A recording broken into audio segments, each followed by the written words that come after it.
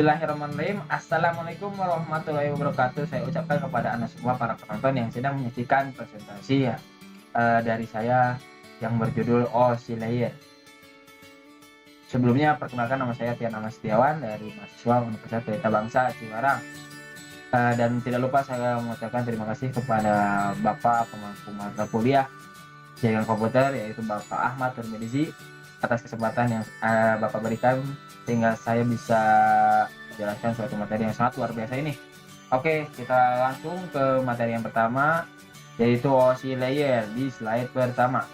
Sebelum ke slide pertama, kita akan menjelaskan satu atau dua buah kata, yaitu perihal zaman sekarang itu kan jaringan komputer dari tahun ke tahun mengalami perkembangan yang sangat pesat, sehingga user atau para pengguna teknologi bisa dimanjakan dengan kemudahan berkomunikasi antara orang ke orang di wilayah yang sangat jauh, di negara yang sangat jauh, dengan kemudahan dan kenyamanan dan kecepatan yang sangat memanjakan para pengguna tersebut. Maka dari itu ada suatu standarisasi yang bersangkutan untuk penggunaan teknologi tersebut yang disebut oscillator. Apakah oscillator itu sendiri? Saya akan jelaskan di slide pertama. Oke, kita lanjut ke slide yang pertama. Pengertian oscillator. Oscillator yaitu Open System Interconnection atau OSI, adalah model referensi yang diciptakan dari sebuah kerangka yang bersifat konseptual.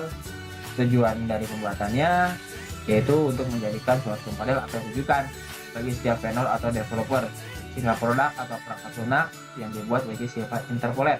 Interpolate sendiri yang berarti user dapat mudah bekerja sama dengan suatu produk tanpa harus melakukan yaitu untuk memperlakukan hal yang khusus atau spesial. Kita lanjut ke slide yang kedua. Di slide kedua saya akan menjelaskan beberapa model dari oscillator. Oscillator sendiri memiliki 7 model yang setiap modelnya ada beberapa perbedaan. Kita lanjut ke model yang pertama, yaitu application layer atau lapisan ke-7.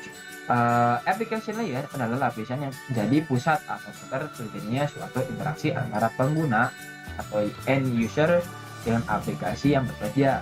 Maka fungsionalitas sebuah jaringan slide itu juga mempunyai fungsi untuk melakukan konfigurasi mengenai bagaimana cara aplikasi dapat bekerja menggunakan resource jaringan, dengan kemudian dapat memberikan pesan saat terjadi sebuah kesalahan pada proses pengaturan jaringan. Contoh beberapa service dan protokol yang berada pada application layer adalah TCP, SMTP, FTP, dan lainnya. Di model yang kedua, yaitu presentation layer atau lapisan ke-6.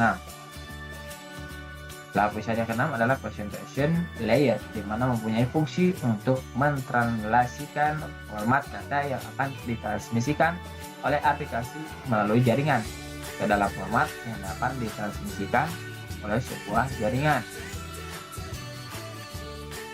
Pada lapisan yang ke-6 ini, data juga terenkripsi dan dideskripsi oleh sistem dan memiliki suatu protokol yang berupa MIME, SSL, PSL, dan lain sebagainya. Kita lanjut ke slide yang selanjutnya, yaitu session layer atau lapisan ke-5. Session layer merupakan lapisan yang berfungsi untuk mendefinisikan bagaimana sebuah koneksi dapat dibuat, dikelola, dan dikembangkan. Contoh yang ada pada session layer yaitu NFS, SMB, RTP, dan lain sebagainya. Kita lanjut ke model yang keempat, yaitu transport layer atau lapisan keempat. Transport layer mempunyai fungsi untuk memecah data menjadi paket-paket data serta memberikan nomor urut untuk setiap paketnya. sehingga nantinya dapat di-stream kembali saat sampai pada tujuan. Layar ini juga menentukan protokol yang akan digunakan untuk mentransmisikan data di protokol TCP. Dan di model selanjutnya ada network layer atau lapisan ketiga tapi tipis. Tugas dari network layer adalah membuat header untuk paket yang berisi informasi IP atau internet protokol, baik IP pengirim atau IP tujuan data. Pada suatu kondisi, network layer juga melakukan proses encoding melalui internet working dengan menggunakan router dan switch layer ketiga. Di model selanjutnya yaitu mohon maaf mungkin ada sedikit miss. Ini maksudnya di model ke-6 ada data link layer yang kedua. Pada data link layer memiliki tugas untuk menentukan setiap bit data dikelompokkan menjadi format yang disebut dengan frame. Pada level ini juga terjadi koreksi kesalahan, flow control, pengalamatan hardware atau perangkat keras, seperti halnya pada MAC address, media access control address. Di model yang terakhir ada physical layer atau lapisan ke-1. Di model ini posisi layer terakhir dan yang paling utama adalah physical layer. Fungsinya adalah untuk mendefinisikan media transmisi jaringan, sinkronisasi bit, metode pensinyalan, serta membangun arsitektur jaringan seperti pengkabelatan di jaringan. Kita masuk ke cara kerja OSI layer. Pertama, application layer akan mengirimkan data yang dikirim pengguna kepada perangkat komputer si penerima data. Yang kedua, pada presentation layer terjadi konversi email jadi sebuah format jaringan.